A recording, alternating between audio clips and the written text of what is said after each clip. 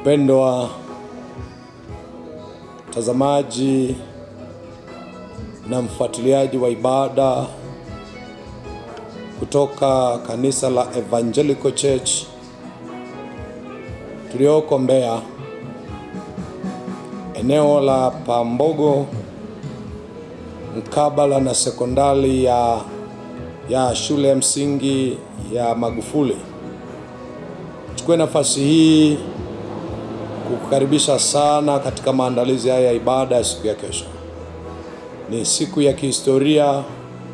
Nichukue nafasi hii kukukaribisha baba, mama na kila mmoja kwa nafasi yake kujiandaa kwa ajili ya ibada ya siku ya kesho. Madhabahu iko wakfu tayari kwa ajili ya ibada ya siku ya kesho.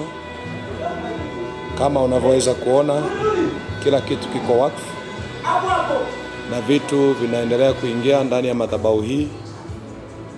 Kinachoingia sasa ndani ya madhabahu hii ni sound au music. Kwa hiyo nichukue nafasi hii kukaribisha kujiandaa kwa ajili ya ibada ya siku ya kesho.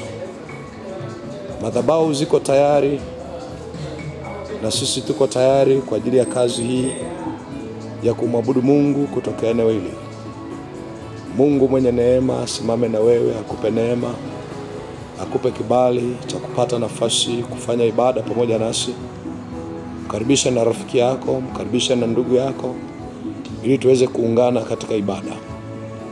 Ukumbi umesheheni viti 350 ndani ya ukumbi huu, na vimepangwa kwa mpangilio huu kutoka hapa mbele mpaka kule mwisho. Viti hivi viko 350, na viti hivi Mungu ametupa neema ya kuvinunua. Ni sadaka yako imetusukuma kufika hapo tulipofika.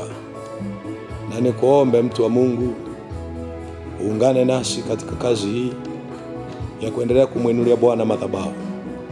Mimi kwa niaba ya wenzangu kutoka hapa kanisa la Evangelical Church nikukaribisha sana siku ya kesho kwa ajili ya ibada, na nikukaribisha kwenye ibada za asubuhi, morning glory na evening glory kila siku. Na kesho baada ya ibada ya Jumapili tutakuwa na ibada ya fellowship mchana kuanzia saa 10. Mungu mwenye neema akupe kibali cha kuungana na sisi, na baraka za Bwana zisikupungukie.